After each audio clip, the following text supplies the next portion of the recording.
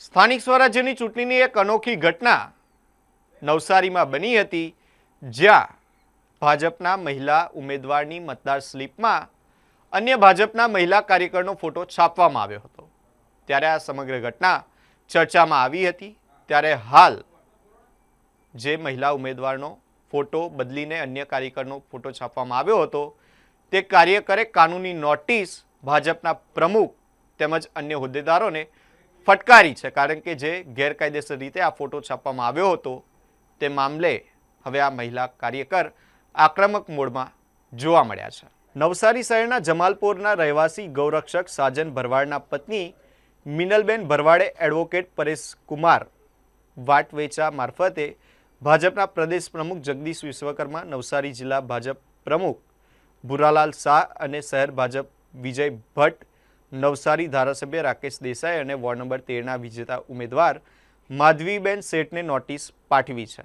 નોટિસમાં આક્ષેપ કરાયો છે કે મિનલબેન ભરવાડે ભાજપમાંથી વોર્ડ નંબર 13માંથી ટિકિટ માગી હતી, ત્યારે જે ફોટો રજૂ કરવામાં આવ્યો હતો એ ફોટોગ્રાફનો ઉપયોગ માધવીબેન શેઠના નામ આગળ મતદાર સ્લીપમાં ઉપયોગમાં લેવાયો હતો।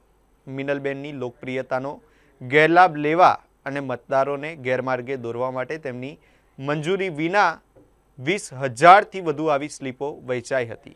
આ કૃત્યથી તેમની સામાજિક અને રાજકીય પ્રતિષ્ઠાને મોટું નુકસાન થયું હોવાનો દાવો કરવામાં આવ્યો છે। કાનૂની નોટિસમાં તમામ જવાબદારોને 7 દિવસમાં 2 જાણીતા દૈનિક સમાચાર પત્રોમાં લેખિત માફી માંગવા અને ભવિષ્યમાં ફોટો ન વાપરવાની ખાતરી આપવા અને માનહાનિનું વળતર ચૂકવવાની માંગ કરાઈ છે। માંગ ન સ્વીકારાય તો ભારતીય ન્યાય સંહિતા અને આઈટી એક્ટની વિવિધ કલમો હેઠળ ફોજદારી તેમજ સિવિલ રીતે કાયદેસરની કાર્યવાહી હાથ ધરવાની ચીમકી પણ ઉચ્ચારવામાં આવી છે। નવસારી મહાનગરપાલિકાનું જે ઇલેક્શન ગયું એમાં વોર્ડ નંબર 13માં મારી વાઈફે પણ ઉમેદવારી કરેલી હતી। મારી વાઈફને ભારતીય જનતા પાર્ટીએ ટિકિટ નહીં આપી તો વાંધો નહીં, પણ જે સ્લીપ આવી ગાંધીનગરથી છપાયેલી જે સ્લીપ આવે છે મતદારોને જે આપવા માટેની, એ સ્લીપમાં મારી વાઈફનો ફોટો છાપી અને નામ કોઈ માધવી શેઠનું નાખી અને મેન્ડેટ બદલવામાં આવ્યું હોય એવું અમને લાગે છે। ઉપરથી તો મેન્ડેટ મારી વાઈફનું જ આવેલું એવું અમને અનુમાન છે, પણ નીચે એન કેન પ્રકારે મેન્ડેટ બદલી અને ટિકિટ બીજા કોઈને આપી દીધી એવું અમને લાગે છે। પણ ફોટો જે સ્લીપમાં છપાયો છે, આશરે 19,000થી 21,000 જેટલી સ્લીપો છપાઈ અમારા વોર્ડમાં, અને અમારા ફોટાનો જે દુરુપયોગ થયો છે એના સંદર્ભમાં અમે ચૂંટણી પંચમાં પણ ફરિયાદ કરેલી, એસપી સાહેબને અને કલેક્ટરશ્રીને પણ ફરિયાદ કરેલી, પણ આજ સુધી કોઈએ કંઈ કર્યું નથી। એટલે અમારા જે વકીલ છે એણે લીગલી નોટિસ ફટકારી અને ખુલાસો માંગેલો છે।